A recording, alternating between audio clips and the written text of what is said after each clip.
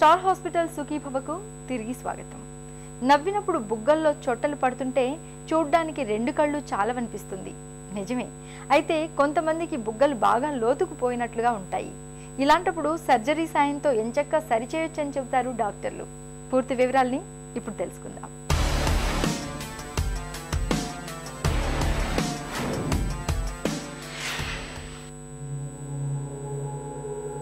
నవ్వు ముఖ సౌందర్యానికి వెలకట్టలేని ఆభరణం. ఈ నవ్వు జలజల పారే సెలయేరులా ఉండాలంటే అందుకు ముత్యాల్లాంటి పలువరస, బూరెల్లాంటి నిండైన బుగ్గలు, ఇంకా లేత గులాబీ లాంటి అధరాలు ఇవన్నీ అవసరం. దంతాల్లో లోపాలను సవరించి నవ్వును డిజైన్ చేసుకోవడం చాలా కాలంగా ఉన్నదే. నేడు పెదాలకు నగిషీలు పట్టడం, ఉలితో చెక్కినట్టుగా చెక్కిళ్లను మనకిష్టమైన రీతిలో మలచుకోవడం కూడా సులభ సాధ్యమే.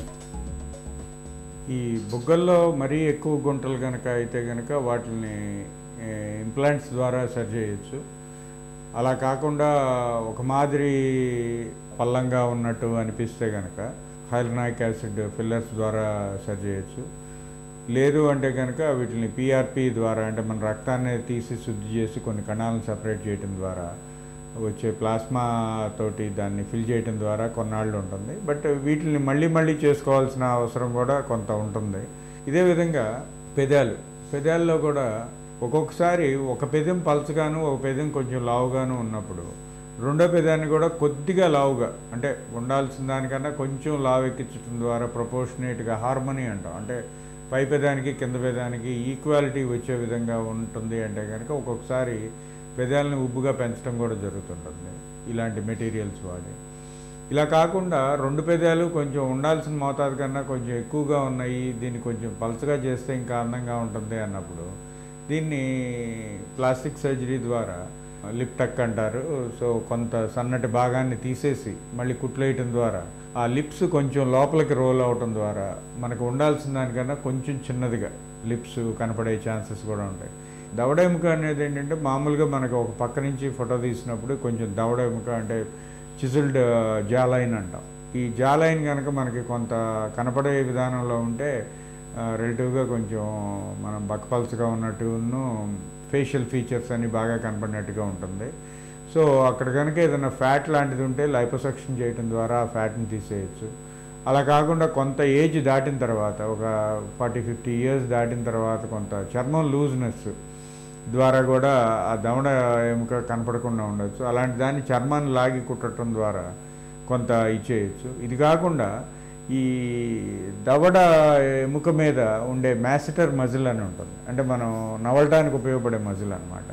సో ఎక్కువ మంది ఈ చూయింగ్ గమ్స్, బబుల్ గమ్స్ వాడిన వాళ్ళలో అది కొంచెం ఎక్కువ థిక్గా అవ్వచ్చు.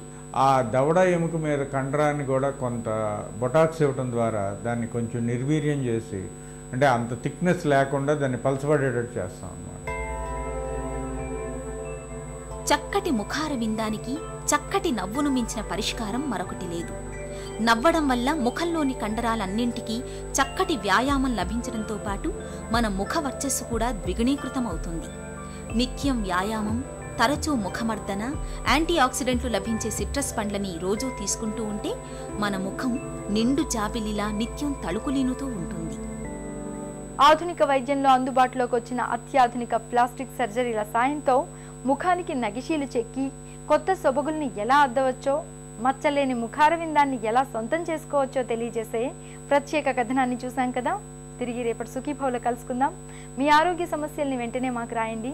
మా డాక్టర్లు మీకు తగిన సలహాలు, సూచనలు ఇస్తారు. మా చిరునామా Sukhibhava, ETV 2, Ramoji film city, Hyderabad 501512, లేదా sukhibhava@etv.co.in మెయిల్ చేయండి. మీ ఆరోగ్య సంజీవిని సుఖీభవ కార్యక్రమాన్ని ఇప్పుడు www.youtube.com/etv2india లింక్ ద్వారా వీక్షించండి.